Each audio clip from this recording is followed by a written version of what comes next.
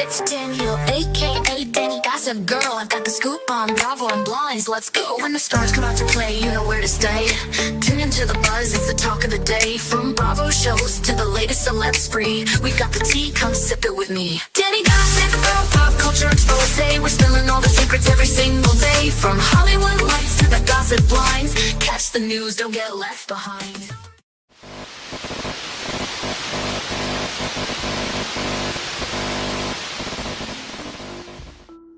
Today, it's not Where in the World is Carmen Sandiego, it's Where in the World is Enty Lawyer. For nearly 2 decades, he positioned himself as the anonymous gatekeeper of Hollywood secrets. He claimed to be a powerful entertainment attorney with A-list clients, privy to insider scandals, publishing what mainstream media wouldn't touch. He built an empire off whispers, off blind items, off implication, off of the mystique of knowing more than everyone else. And then, without warning, his YouTube channel vanished. No goodbye, no explanation, no transparency, just gone. And when a man who built his career on exposing others suddenly disappears, people start asking two questions. Enty Lawyer is the synonym creator behind Crazy Days and Nights, a site that exploded in popularity in the late 2000s and 2010s. His formula was simple: publish vague and suggestive blind items, let readers speculate in the comments, reveal answers later, and never fully provide documentation, like never. He claimed legitimacy through being anonymous. He insisted he was a practicing attorney. He implied proximity to elite circles. He framed himself as protected by attorney-client privilege. But here's what never materialized. No verifiable proof of major A-list legal representation. No confirmed industry credentials tied to the persona. No documented record that matched the grandiose claims. And this has been documented by Layla Shapiro of The New Yorker. Eventually, independent researchers and former insiders began publicly identifying the man behind the curtain as John Nelson, including myself. Once a name attaches to being anonymous, this mystique weakens. And once people start checking facts against claims, the cracks widen. So, in recent months, his YouTube channel, where he expanded into longer commentary, live discussions, and monetized content, suddenly disappeared. No public strike explanation, no formal platform statement, no pinned update. His audience spiraled. Theories spread immediately. He was silenced. Powerful elites shut him down. He got too close to something. It was Epstein-related retaliation. And this is where the narrative gets dramatic. But we have to separate drama from evidence. Then there is the Epstein theory. And for some background, I did previously collaborate with him on it due to the 42 by 42 inches big Epstein network map that I put together. So we do have some history together. But during this renewed public scrutiny surrounding Jeffrey Epstein, Enty significantly increased content discussing alleged celebrity ties, speculation about sealed court names, theories about who would be implicated, and suggestive commentary about institutions. His audience viewed this as bold, as fearless, as dangerous, which I get it. I've been there, done that with him, and I collaborated with him on it. But now I know what I know, and we'll get into that in a bit. So anyways, when his channel vanished, many connected the dots. But here's the issue. Epstein coverage is everywhere now. Major networks, independent investigative journals, see Aaron Parnas, Becca Day, court document analysis, true crime creators, law channels. They are not being systematically erased. And if he was going to get erased, he would have gotten erased 8 years ago when he was first covering it. If covering Epstein were enough to trigger removal, the internet would look very different right now. So the he was silenced for Epstein theory sounds cinematic, but it doesn't hold up under scrutiny. Now, let's get into what was officially said and, what wasn't. In February 2026, Enty posted on X claiming that YouTube removed his channel for spam, deceptive practices, or scams. That is the official category, not Epstein, not RICO, which we'll get into, and not defamation, spam and deceptive practices. According to him, the appeal was handled by AI and did not include specific examples of the violation. He denied wrongdoing and implied the system was flawed. Now, here's where things get interesting. There has been no public statement from YouTube beyond the generic policy classification, and there have been no official confirmation from the Kardashian-Jenner family regarding any involvement. But, it's alleged it might be because of what he spoke about with them. So the speculation exploded immediately. Now, why? Because shortly after this YouTube takedown, Enty released content making explosive allegations involving members of the Kardashian-Jenner family, tying them to renewed public interest in the Epstein files, which, to my knowledge, I don't think that they are in the Epstein files, surprisingly. He reportedly made claims about Kylie Jenner's wealth, allegations of money laundering, and something he referred to as surrogacy fraud. Serious claims, highly defamatory if untrue, and then almost immediately after an episode that reportedly included both Kardashians and Epstein in the title, the channel disappeared. Fans started connecting the dots again. They pointed to what they called the Kardashian curse, a theory that channels covering the family in certain ways get mass reported or face escalation. I thought that only had to do with the men that they date. Now, to be clear, though, there is no verified proof that the family triggered the takedown, although if they did, kudos to them. But here is documented reality. The Kardashian-Jenner family has a well-established history of aggressive legal responses to defamation, false business claims, and unauthorized commercial use of their likeness. They do not ignore high visibility allegations, and context matters. Now, by 2026, Enty was no longer an anonymous figure, in case you guys were not aware. His identity had been publicly linked to John Nelson in early 2024. Yes, say hello to John Nelson, the man behind the mask. So that unmasking changed everything, because once that anonymous facade disappears, legal exposure increases. Anonymous gossip blogger, harder to pursue. Named individual tied to specific claims, much easier target for direct legal notices, platform complaints, and formal escalation. The timing is everything.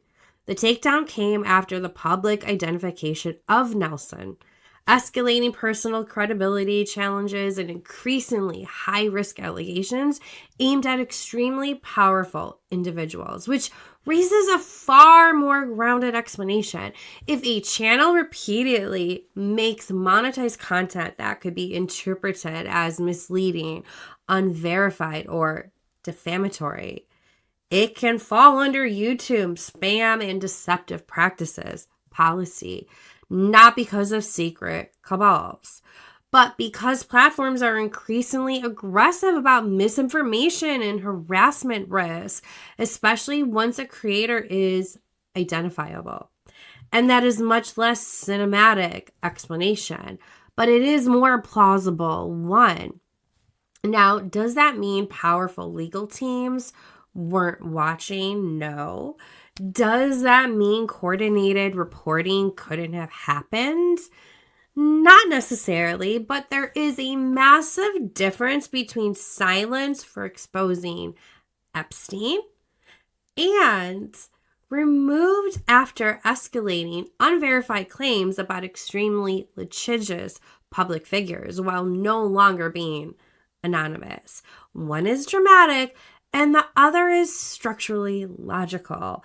And when you step back from the emotion, the second explanation requires far fewer leaps, which brings us to the larger point. When your brand is built on implication without documentation, when you monetize high-risk allegations, when being anonymous when shielded you and that shield is gone, the margin for error disappears. And sometimes that looks like a conspiracy. Is it simply the consequences of playing a very dangerous game for a very, very, very long time? I mean, we're talking over 2 decades. Now that we shift, though, from the speculation to something far more tangible, because the real collapse of Enty's credibility didn't start with Epstein. It started with personal allegations. Cassandra Cross, who has spoken publicly and consistently about her experience, detailed a troubling relationship dynamic involving the man identified as John Nelson. Her claims include emotional manipulation, financial exploitation, coercive control, gaslighting, isolation tactics, power imbalance through the use of him being anonymous, and also pretending to be a high-power attorney. Yes, she has described a pattern of behavior that contrasts sharply with the persona of morally righteous truth exposer. And here's what makes this important. Her allegations are not anonymous blind items. She put her name behind them. She went on record. She did interviews. She provided timelines. She shared documentation. She even handed over her full laptop, all of the documentation, to the reporters and to myself. And the pattern she described mirrors something chilling. The same manipulation style embedded in the blind item culture itself. Being anonymous, implication, power through secrecy, control through the information imbalance. And when someone builds a brand on exposing others while privately engaging in alleged exploitative behavior, that's not irony. That's being a hypocrite. For years, Enty published blind items implying sexual misconduct, trafficking involvement, drug schmug abuse, abuse of power, often targeting women, often targeting young actresses, often targeting individuals with no recourse. These posts live forever. They get screen grabbed, archived, shared, reposted, and many of them were never verified, had no substance, no proof behind them. Meanwhile, Cassandra alleges experiencing a personal version of the same power imbalance. When those allegations surface, something shifted. The audience fractured. Former loyal followers began reevaluating everything, especially myself. Because if someone is willing to manipulate privately, what are they willing to fabricate privately? Now, let's separate influence from credibility. Enty was influential. He drove traffic. He shaped online gossip culture and pop culture. He predicted some celebrity stories before mainstream confirmation. I have to give him his flowers for that. But predicting a few events doesn't validate hundreds upon thousands of unverified claims. Even conspiracy theories occasionally guess correctly. Talk to the greatest of them. Credibility requires documentation, transparent sourcing, corrections when wrong, which seldom happens with him, accountability.